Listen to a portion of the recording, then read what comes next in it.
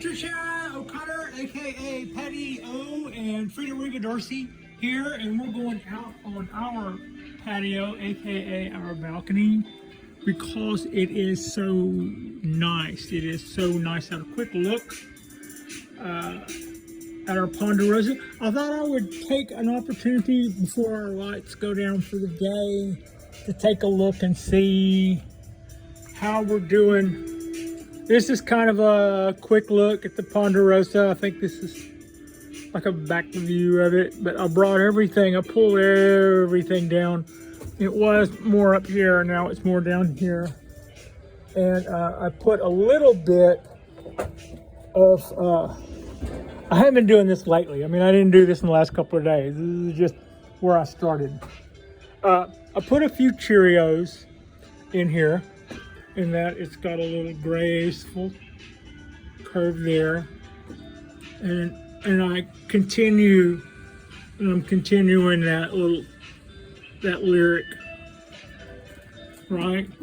All these guys, not only do they kind of bend down, but they bend down and come around. They bend down and they bend down and come around. I got a needle. I didn't get that needle. I didn't do that. I didn't wear that. Anyway, that's a quick look at that. Here is a quick look at our Japanese corkbark black pine. This is a 75-year-old tree. It is a grafted tree. The graft takes right here. This bottom part is a variety of black pine that makes pretty good bark on its own. I think it's a pretty nice grafting job. I think it's a really pretty tree. I've got some powerful lessons that I've learned on this. We'll talk about this on an upcoming show. Next to it is my 17 year from seed, and it's just now it's kind of looking like, you know, like a shaved sheet. It's kind of looking pitiful. It is in great health. It is doing lovely. It is doing exactly what it's supposed to do, but I hate to see it after it gets all of its needles thinned. So we're in that slightly awkward state of everything flushing back out, and it's going to be a lot better for it. So yeah, 17 year from seed. Actually, I've had it for going on 2 years, so that's 19 years from seed. This was, and by 17 years from seed, that's Jonas of Bonsai Tonight. He started this tree, and he was going to put this tree, I think, he didn't say he was. He said he was considering putting either this tree or a different one that was just like it, very much like it. In the Bonsai Expo that was on the East Coast when I bought this tree, and I said, you can take it with you if you want to, but I'd like to buy it. And he said, I'll just take the other one. So this was a really good tree, and it still is, and I really think it's an honor to have something like this. Whenever I got this tree, I was talking to him. He said 17 year from seed. And I went, what's with that? You know, starting bonsai trees from seed. He goes, well, it's really not bonsai. It's more about the person who does it, you know, wanting to say, you know, I got this tree when I was the third person to have this tree. But somebody gets to say, I started this from seed, and stand there behind it and have it be, you know, beautiful. And what he followed that up with is that it's also more horticulture than bonsai, although that is obviously definitely bonsai. So to that end, that's kind of like when people say they want to start bonsai from seed. That's kind of like the little thing that goes on in my head. It's kind of like the pride of having something years from now that you can derive the full amount of bonsai joy from. And while I get that, if I were going to do that, I would also want to get something that's bonsai right now, and let me say that I'm enjoying the other sides of bonsai. While the more you have, the more you learn, the better you get. and that will also help you if you want to bring something along from seed. Um, that's awesome. But I would go to a nursery and buy something maybe 3, 5, 8 maybe years old. You still get something that's really affordable and 8 years old and it's got some development to it already. And then maybe do a little bit of research and find out what you should do to it. That would be great. Okay, so that's kind of that, and a little discussion about seed. We finally moved to something that isn't pine, and that's my trident maple. My trident maple, I've had this for a couple of years. It has beautiful, beautiful color in the fall. It had a really large kind of umbrella canopy, and once I started looking at it with all of the foliage going, I saw that it was sort of lacking in ramification, because I'd been watching videos by people who had some really nice maples and trident maples and stuff, and it's all about the building of twigs and branches and having something beautiful to look at when it's bare, and mine looked like scaffolding when it was bare. So last year I chopped it all back a little bit, was going to start trying to build that back slower, so I'm still kind of doing that. But while I cut it bare and was looking at it, I started having thoughts about what I would have to do and how far back I would start chopping if I really wanted to fix some of the things that I wasn't crazy about. And maybe what I finally decided was I should do something else with the tree. It has 3 limbs like this, and I've decided I don't like that.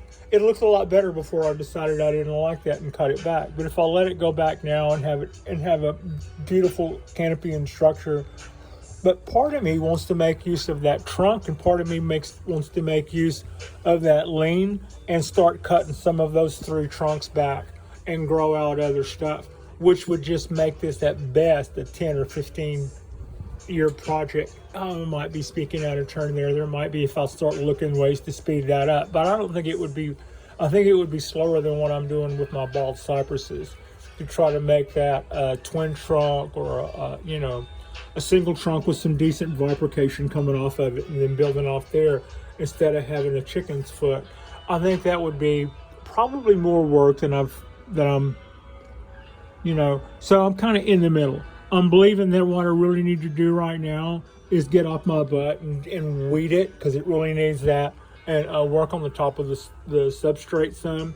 And whenever this stuff loses its color, we're going to cut all of the extra long stuff back to a certain length and allow some more of that other short stuff to come back up amongst it.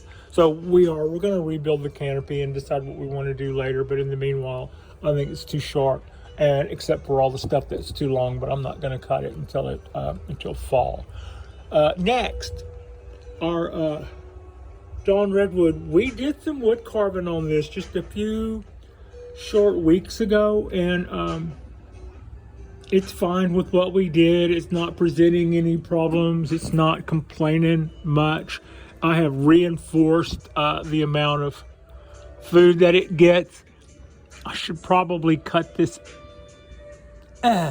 It's got huge growth things on it. Don't look at this and judge me for the shape that it's in. I do know better than this, but I want it to regain vigor, and every time I try to do something to style it, I end up losing out. So I want to be slower about that. I would also like for it to give me some more choices out of the trunk instead of just out of the growth that I have. I think I'm gonna pull a fast one. Excuse me 1 second while I just cheated and I turned the timer off, which turned the lights back on. Let's see, that's got us there.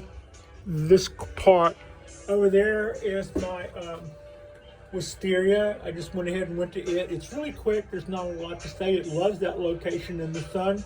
All of its cousins have already gone into summer dormancy and dropped their leaves. I gave one away. I gave away the fusion wisteria I had that I started at the same time as this, but this was my first. So being first, in the way of bonsai gets you something until something happens to this. There's only one first, so it's doing fine. It's liking its location. It's already started making next year's buds and stuff, but we're also just waiting to see whether or not it goes into the summer doldrums or whether or not it pushes out a second flush and some more blooms and stuff. So that's kind of what's going on there, bringing us to our bald cypress trio, our cypress ditchum. Those guys are really looking pretty happy. I just gave them a little bit more BioGold yesterday. They are, I think, probably dormant. I haven't seen a lot of growth coming out of them in the last couple of weeks. I would say they've kind of slowed down. I would expect them to pick up as soon as the weather cools. It hadn't really gotten hot here, but for where we are, I think they're still identifying this as a little summer dormancy. It was growing really fast, and currently everything seems to be fine, but we're going a little slower. I'm not seeing a lot of stuff busting out. So they're just hanging out in the shade, and their buttresses are looking nice. Their trunks are looking nice. Y'all saw that I got a chainsaw so that I can work on some of this stuff. I want to take this down. Also, this is slightly flared, and I don't want that to end up being a flared scar. I may have to bite the bullet and take that rollover off and let it start over. Take the rollover and let it start over. That will not slow down this part, but I can't have that. I don't know if you can. Yeah, you can. You can see that kicks out, and I need to take that whole edge back and let it roll over. Also, the chainsaw, I'll scoop all of this out more with the chainsaw so that we can get better rollover. Same with there. This is fine. The rollover that's going on here is also fine. But if I let this rollover just go over this flat, absolutely flat surface, it'll look like it rolled over, you know, a flat floor or something that was machined. I don't think that'll look natural. I should probably scoop that out a little better. Everything else is healing just the way we want it to. This, where I'm just poking down, get a little bit better focus in there. That's where we did a lot of carving this time. About a year and 2 months ago. So just a little over a year ago. This was the leader for this side of the tree, and this was a sprout that I thought was located better, because what we have here is part of something that came out to here, and it was roughly this big, but it was over here, and I just thought this was always going to just get bigger and bigger and bigger. And by going with this leader, we brought our leader closer to the center of this side of the tree, and I just cut all of that back, and it's pulling up my bark because it's healing. I'll let a lot of sprouts down in here run for a little while to help this rollover, but I don't want to build a bulge here. I don't want to build stuff that we have to grow out of. All of this is doing good. I was able to keep this edge covered. You don't want to let this edge peel off the bark, or you'll start seeing damage and it'll kill the vein. Yeah, I've seen this part of the tree die off before, and people have to go down here and start over, and that doesn't look like a lot of fun. So these guys are overgrowing like we let them do, like right here. You can kind of see where that's separated. I don't want to, go crazy and go peeling that down. I could definitely cause myself a problem there. What I do need to do though is all of this part that's risen needs to be recessed. Where it's builded up here, I probably need to go back. I have a router too. I've got a battery operated router that you can see how much rollover I've got there. It's doing a good job. And that side I might be able to just rough up a little bit, but all of this has to go because I don't know that that's gonna I don't think that will that doesn't look bad. That looks like that actually might be kind of an exception, but I believe it's still high here. When I would pull all of this off, I would pull off all of that putty, all of that bonsai paste before I went in there. That rollover actually looks kind of natural if we continue to do something like that. And if this rollover we're doing something, basically I could probably get away with just taking the center out of that and letting it just close up like a zipper. I kind of see that in the end of being our finished product. When that last scar rolls over and then at the bottom it starts healing all the way up to the top, when that's kind of passable, you will probably also see the girth of the base of these trunk lines pulling up into dock, so to speak, with the whips of these tops. All right, enough about the cypress beauties. I sure do love these things. They're a great first tree for beginners because if you can water them, you can keep them pretty much. They'll live and hang out long enough to let you figure everything else out. Don't rob them of their energy if you decide to do that. Cork bark oak is also pretty easy to grow. They're hardy. They are drought resistant. They are fire resistant. That's what the whole deal behind their cork is. I water this one every day. It's a pain in the butt to water because my root mass is solid. The last time I repotted this thing, I was absolutely heartbroken.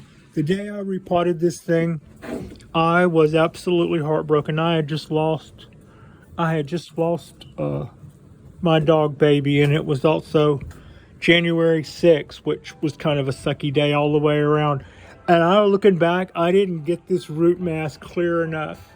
And so I will have a hard time for the next 2 years watering. I don't think the tree suffers from that. I got it repotted, but I think that it'll be a pain in the butt to water because I didn't get the sheen clean enough.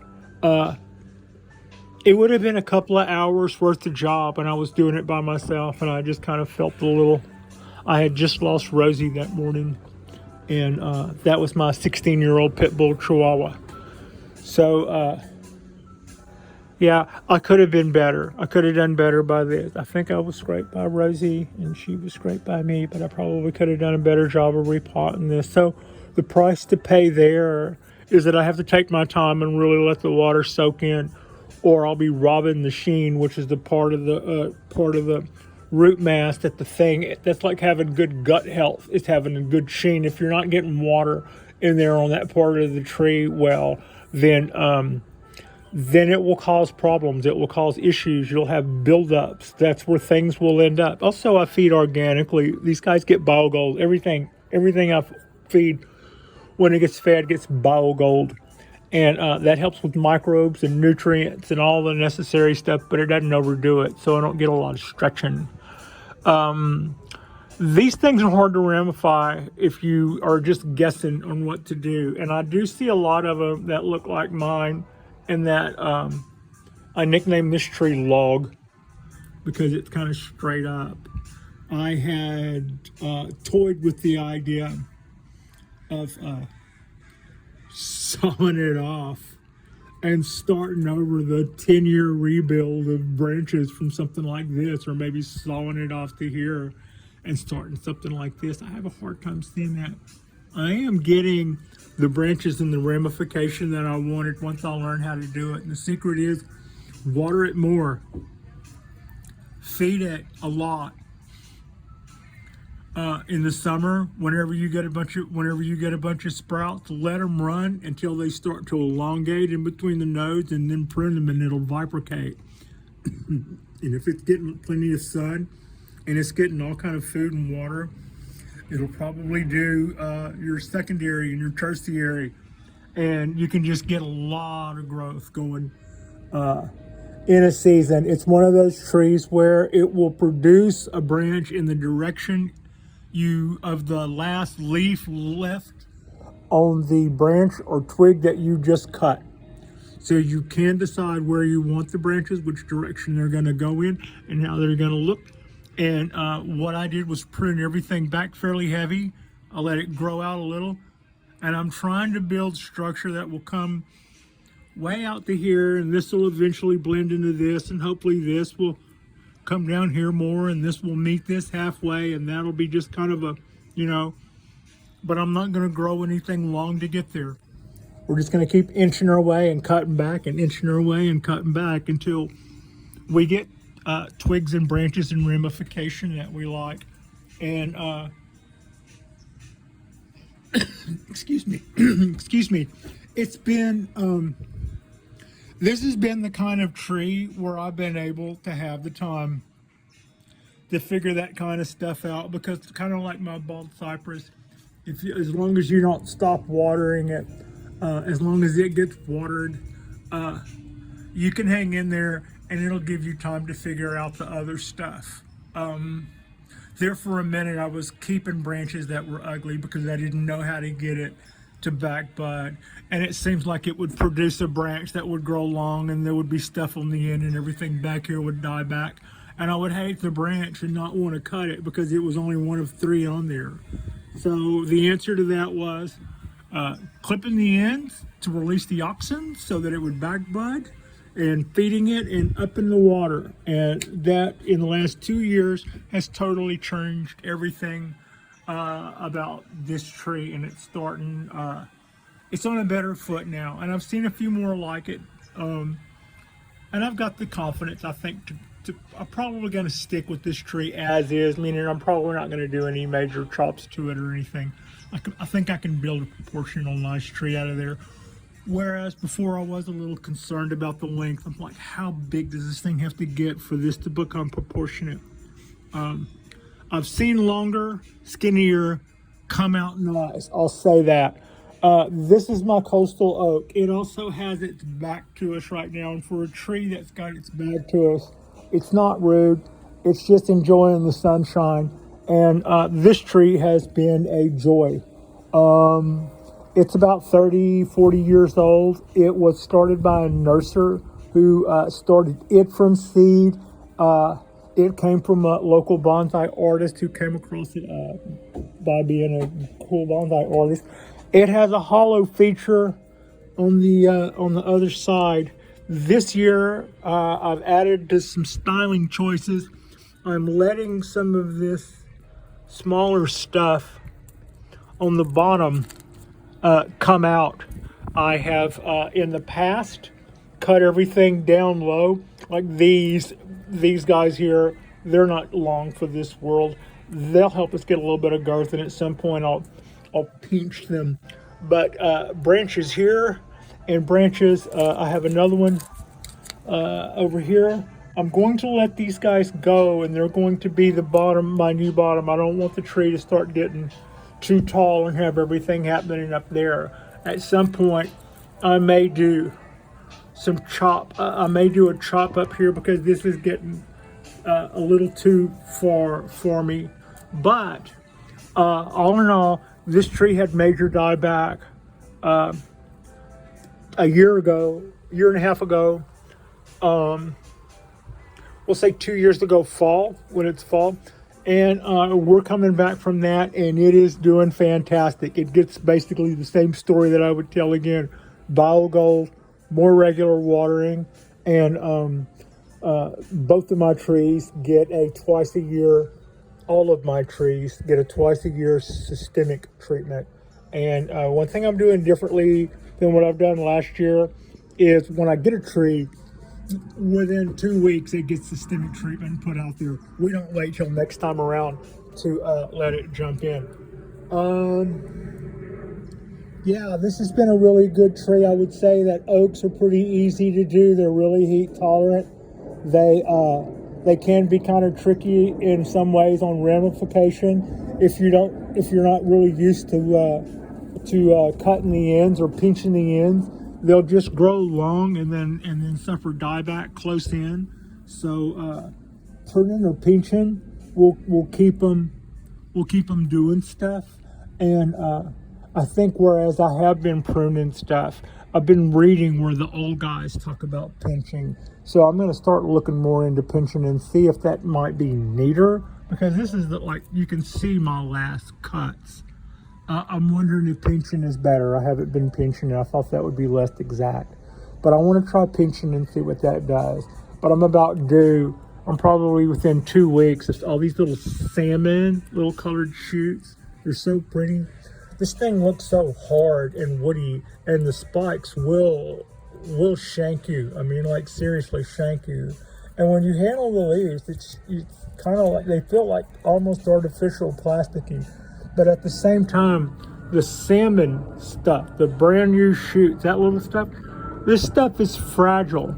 If it goes dry, that will whoop like nothing. And if you water it, it'll spring back up, and if, really quickly, like within an hour or so. So, yeah, you ramify this with the same thing that I was saying about the cork bark. You cut back the ends with new growth before it starts elongating out too much. You can cut it next to a node or next to a leaf, and the leaf that you cut it next to a leaf that has a direction that you'd like to see your branch in. If you've got all these leaves coming out here and you go, well, I'd like a branch to go in this direction, you cut off all this stuff and leave that one, and a branch will come out in that direction off the base off of it, where that leaf joins the base or the trunk. So yeah, that brings us to our table full of this is a little brownie plate with some substrate in it. Why do I have this brownie tray with substrate in it? This is a great cheat for tiny trees. I picked up this trick from Eric at Bonsai. He did one of his videos on hacks and tricks to keep little show hands and mames going. And I was having a hard time with tiny trees for several reasons. I was wondering if it was one thing, and then I would wonder if it was the other thing, and then I would wonder if maybe it was something else. And the answer turned out to be yes, it is. The pots do get too hot. The pots do run drier faster than regular bonsai pots because there's not enough soil in them to maintain a moisture content, and they do go dry faster. So the answer to those issues were substrate. Instead of watering the tree and having the water go right out the bottom of the tree and down the tray and into the trough, it kind of rolls here in this substrate. It takes it a little while to evaporate off, but it does still get away from the tree. And you can see the watering I did a couple of hours ago. The trees are starting to, they're in some process of all drying out. But at the same time, that water went here. So if it were 90 degrees or a bazillion degrees, these guys would have a little insurance policy. There's typically, I can see, nope, that's the wire. Typically I will see a little root come out from the bottom, and that's that's like keeping a 50 curled up in the back of your wallet or your purse. It's a little insurance policy to make sure you make it to the next stop. A little root coming out of the bottom of the pot. There's some. And you can see that it can collect a little moisture on a hot day. It can collect a little coolness and keep itself a little cooler when the heat makes things tricky.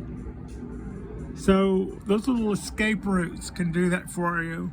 And where they're really easy to clean out, you can just shave those right off before you repot it, or every so often. You know, you don't want to let that stuff just grow nuts and let the tree. But it is the tree's little insurance policy against being in a restricted pot. And we all need our little tricks and hacks to help us to get through stuff. And that's a good one. This greatly increased the lifespan of the trees that I was trying to keep alive a little longer, to learn how to keep them alive a little longer. And the first trick I learned that actually I could see paying off was this one. So I never failed to point out that I picked this up on a YouTube video from Bonsai. Okay, so that pretty much, these are a lot of little Bonsai Balcony favorites here. This tree we picked up at the Bonsai Expo in Oakland, the first ever Bonsai Expo in Oakland. This little guy was one of the ones that we picked up in a batch of 10, along with this one, and this one, and this one.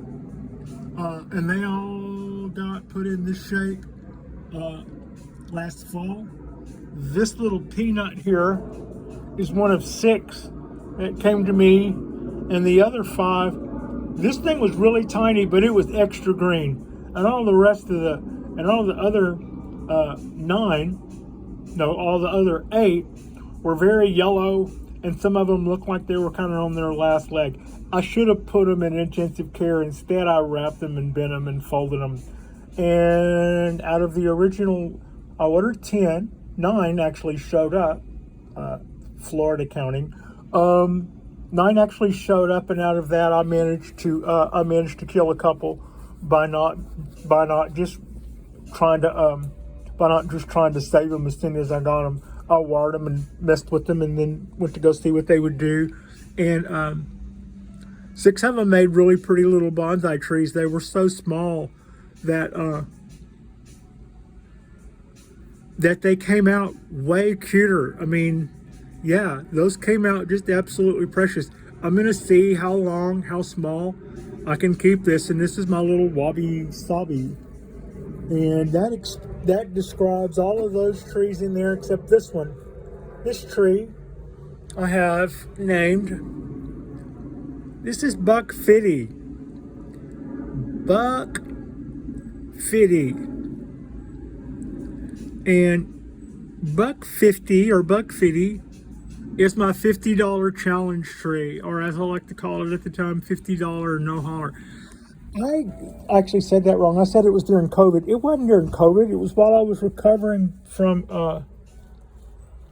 the hospital. I had a facial feminization, which is kind of like a chump trot, or just kind of like getting whacked with the medical equivalent of a lead pipe in the face about a half a dozen times. Anyway, that was about a 12-week recovery, and while I was at home, I ordered out for that pot and that little tree in one order, and then went back with some of the same substrate I think that came with the tree, and we were able to come in at $53 for a little Japanese black pine. And I had it delivered to the door because every time I went past the door, I just scared people. No lie, I did. I saw my landlord, and she looked up from her desk and started backing up like the horror movie, The Mummy or Frankenstein or something. I just had to finally go, yeah, I told you I was going to look beat to shit. This is Patricia. She didn't recognize who she was looking at. These are 31 Japanese black pines that we started from seed. Is that bonsai? Well, they will be. What I would say starting from seed is horticulture. And good bonsai and good horticulture do kind of go together, because I mean, we're not always saintly to our trees. You know, maybe if, we bend them, we fold them, we cut parts off of them because we think they're, unattractive, or, the tree wants to grow up big and tall, and we keep chopping the top back and stuff and go, no, you're going to stay little. right? So, but on the other hand, we do have to respect nature and respect the life of the tree, and we want them to thrive, and we want them to give back, and we want them to be healthy, and all that good stuff. And there's a couple of different. Come to find out, there's a couple of different ways of growing trees. You can have them. You can learn a million tricks to make them look like they're thriving, and or you can learn how to. Or there might be ways to get them to do all that cool bonsai stuff while actually thriving, and I'm going to try to learn more and more and more about that. I've always heard about people who knew more about trees than anybody else. They knew when a tree died. The hour a tree died. I find that surprising because the foliage won't show signs for days, if not weeks. But anyway, still don't know if I totally believe that, but I hear of it. And I hear of it from people who speak of it like it's a matter of fact. So that is a sort of the horticulture end of this, and being knowing and stuff.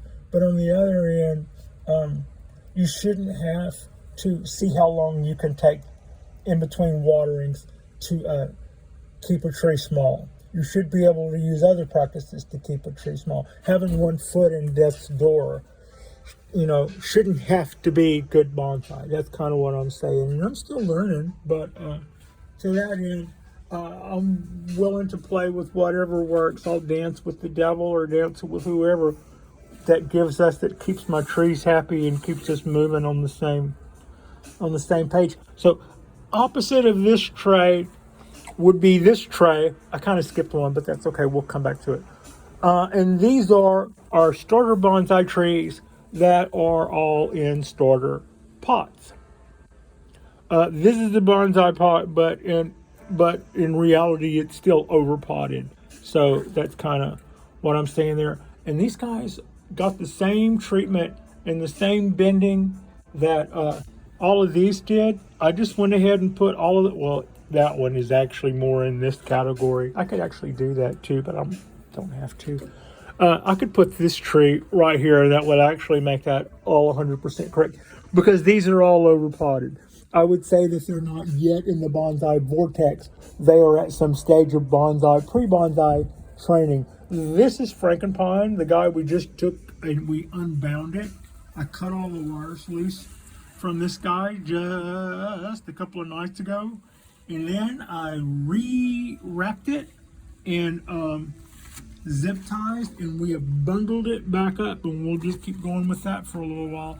It was gotten pretty relaxed. It was still really small. Its bends held, but it was like this, and then it kind of did one of those. So our bends basically held, but they relaxed. So I pulled some tautness back in them, and I could do a little more. Meanwhile, this is just a little pan over of the stuff we did with the other guys, and you can kind of starting to see that those wires are starting to squeeze out somewhat in between our bends.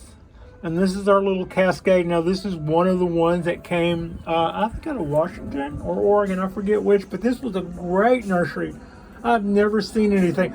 I took one look at these 10 trees, and it was like this one, this one, this one, this one, this one, if I hadn't already said that, this one, this one, this one, this one, this one, and that one. I killed one with wire scars because I did not anchor the wire, and when I got really freaky deaky with it, it slipped on the trunk and put a huge scar, which caused it to die. So those trees came back super, super, super healthy, and they were longer. So it was trickier for me to fold them all up into nice shapes. But I think we succeeded. Their plugs are exposed, so we're doing root work. This is our idea of root work. We're also growing roots down here, but we hope for over the next year for all of this stuff to become more and more exposed as these things squeeze out fatter and fatter and fatter in between all of those wires. Okay, now that brings us to our second cork bark Japanese black pine. I've been reducing this tree a little, not a whole lot. I did a cut here, and I did a cut here. And I put some wire and some motion in all of these light branches that are still spongy enough to move. I don't have a lot of faith that that's going to do a lot of back budding. I had one of our viewers say, go through and clip all those ends and it'll back bud like crazy. Yeah, I know what you're saying. I didn't get that impression looking at this that I was going to see a lot of back buds here. It's not green, it's wood colored. I think we got some in here in these joints. I don't think cutting this end off here is gonna give me anything back here, and otherwise I've already still got back buds. I don't think I've reduced this tree too much this year. And I think with my temperate climate here in the Bay Area, I could get away with repotting this guy. So that's kind of where I'm leaning. So the answer to clip all those ends, Pat, before those shoots get too long.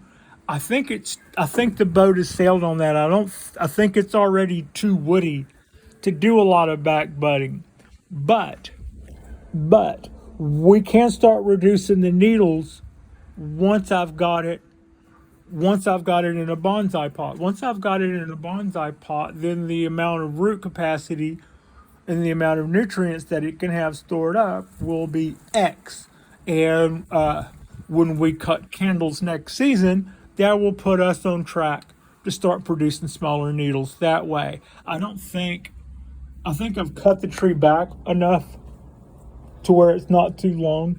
I don't think I had to remove too much to where I have to, strongly consider that as being something not to happen on the same year as a repot.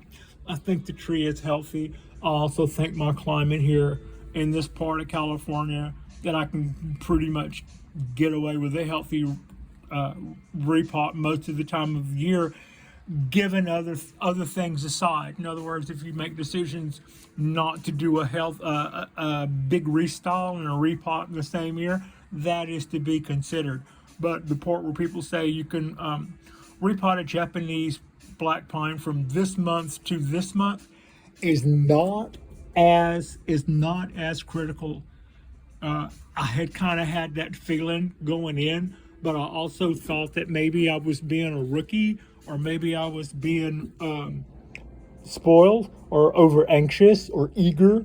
And from what I see, people who have a lot of Japanese black pines around here normally don't get redone with their potting at the end of what's called repotting season. They just keep right on going right on until they get done. And you can go for, and then I hear other people who don't have themselves overextended, but pretty much say the same thing, that they pretty much repot their pines as they need to, depending on the general health of the Japanese black pine that they're repotting and when they're repotting it. I'm not telling you to do that. I'm saying that where we live here in the Bay, that our temps are very, very temperate here. Our temperatures are very temperate, and we can kind of get away with that. So that's kind of my thoughts there. So that's got that tray, that's got that guy, that's got that guy. That brings us to our, these are 19 Kodaheim maples. They are one thing I started my first year in bonsai. I found out that forests were easy to start, and going in, you think they're probably a nightmare because You see people with tweezers and stuff looking like they're taking care of trees, and you wonder what the hell they're doing, and that would seem so tedious. I don't really think I do. You know, I could pluck leaves off with tweezers, but it's not like building ships in a bottle. If you ever see people doing stuff with bonsai trees and they've got tweezers in their hands, don't think ship in a bottle. It's not that. It's not. I don't think there's anything about bonsai that's that. Oh my God! But these are relatively easy. I did a ton of stuff wrong and still came out with a pretty okay little forest. It is at this point still what I make of it. Right now it's a little overgrown. It looks like the lot next door that your dad would complain nobody does anything to. But it's 19 Kodaheim maple trees. They are about 3 years old. They have massive amounts of exposed roots, and it's probably about time for me to make a few changes with this guy as far as changing the hill or whatever. I won't dig up the trees, but I could probably do a little bit. I could probably make a few angle changes or something to that forest, or maybe break it up a little. But it's also in a tokonoma pot, which I really think is pretty. It's a tokonoma blue pot. All right, so last things there. This has got us. This is mostly the pondos. One of my first ponderosa pines was this guy. We named it Hoss. Hoss is a show hen. It was a literati. It was standing up like this. It was in a pot that was about that big. I've overpotted it this year. The answer when we were talking about needles and what's possible for needle growth for ponderosa pines, the needles on this tree were smaller when I got it. When I potted it I was worried about it being underpotted, and I knew that it had already been having work done on the needles. And whenever I put it in a larger pot and started feeding it, that the first thing that I would do would be reckon those small needles. That's okay. You only get that for so long. This is also an example of something that's just kind of started its needle treatment. The needles are long on this ponderosa too. I just got this guy this year. But what we do with these guys is way different than what we do with Japanese black pines. With these guys, we feed them a lot, and then they start producing a lot of needles, and then those needles get hellaciously long, and then a couple of years of that, it's not overnight, a couple of years of that, and it will have more needles than it can sustain in a long length, and at that point, it naturally starts knocking out smaller needles. And then a little while of that, we can finally start cutting back some of the older growth to the newer short stuff. This brings us to, I've already gotten 2 warnings on the battery. So if we lose it, we lose it. But this is the last stop on the bus ride anyway. This is Simply P. It got its candles cut and it's doing great. We've got it on a mound, our little mound of moss underneath those roots. We're going to allow it to do that. It's doing everything we wanted it to do. I wish it looked a little less punky right now, but that's what happens after you thin and prune the needles. Here are our new acquisitions. We have done 3 of these. Last night, we did this guy. It's back on the bench, and I think it looks marvelous.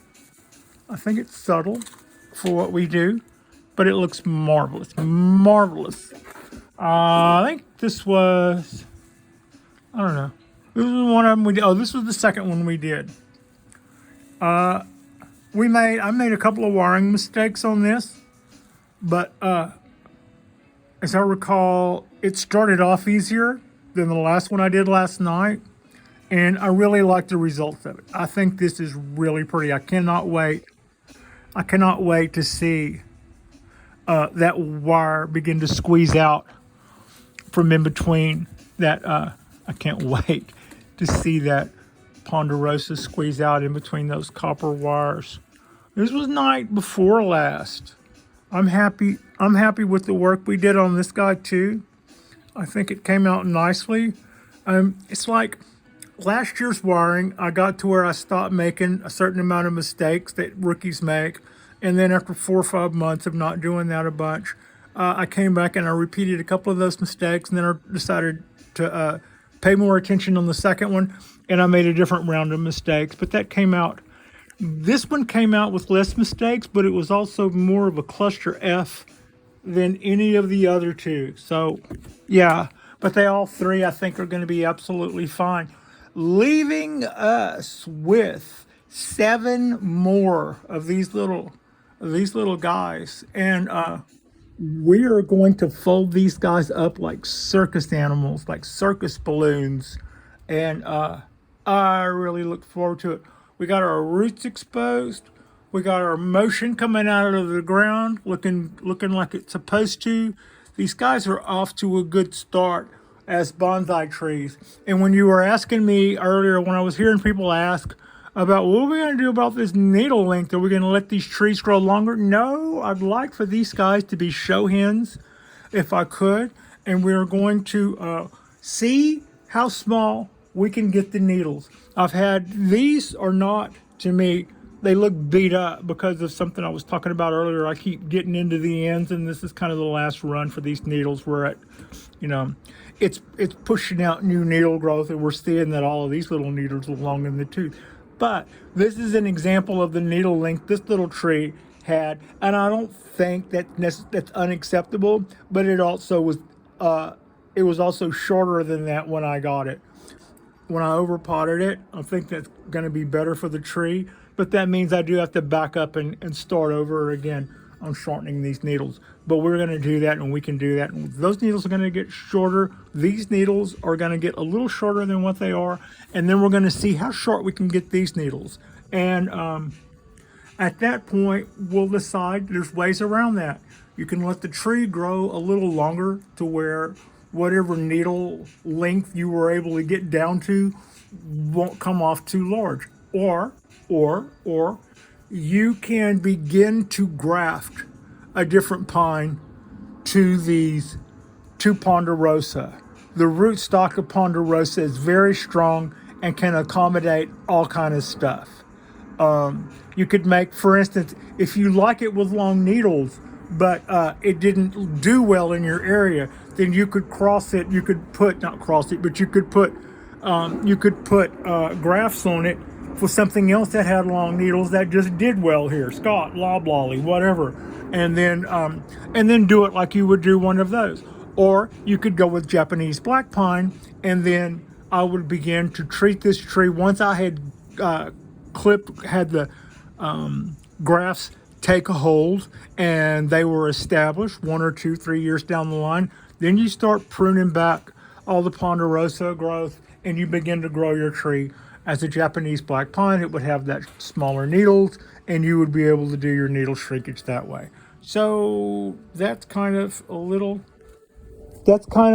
balcony tour. That took a minute. I mean, that's a balcony, but that took a minute. I don't know what our count is right now. We've got a number of trees growing here, and I look forward to seeing how much more we can do here. I appreciate you, and Frida appreciates you, and we love our balcony. We love these trees, and we love learning about them. I'm just absolutely a sponge. And like and subscribe if you guys haven't already. We'll probably bring something on the bench tonight and do it. And thank you so much for watching.